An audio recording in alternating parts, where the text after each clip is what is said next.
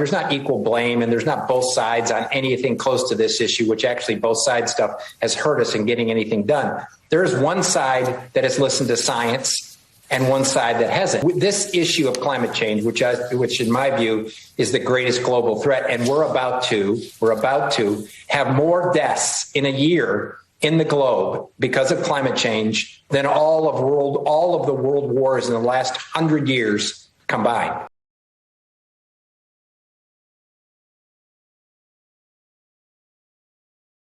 But fundamentally, the problem is Republicans don't believe in the common good. That's affected their COVID response. That affects their response to the guns. That affects their response to everything. They don't believe in the common good, and they discount science. We are fast approaching, unless we fundamentally do something in the next 12 to 24 months, an irreversible problem that we're going to be facing this week, every single week. And it's going to include droughts.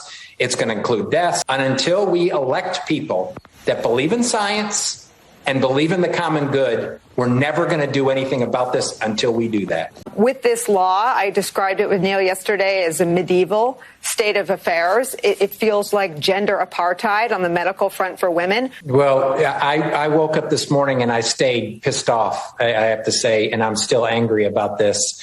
And I didn't think I could get more angry or more pissed off about what the leadership of the state is doing, the cruel and craven leadership of the governor. I love Texas, but I hate our politics. And when you watch this unfold, they are basically appeasing to only 5% of the country. There's a great famous poem, quote from a German pastor during the Nazi rule.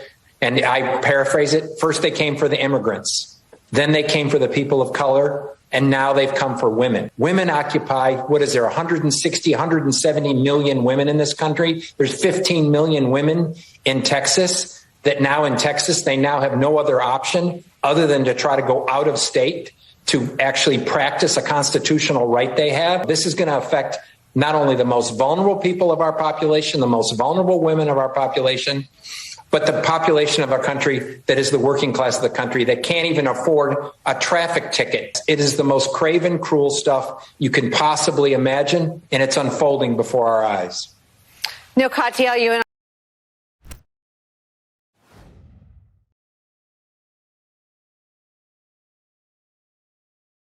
To us, there is no greater duty than reporting the truth and fighting back against the corrupt corporate news narratives that are poisoning our country. For us to continue to be the largest independent creator of no-nonsense, objective, conservative news content on the web, we need your help.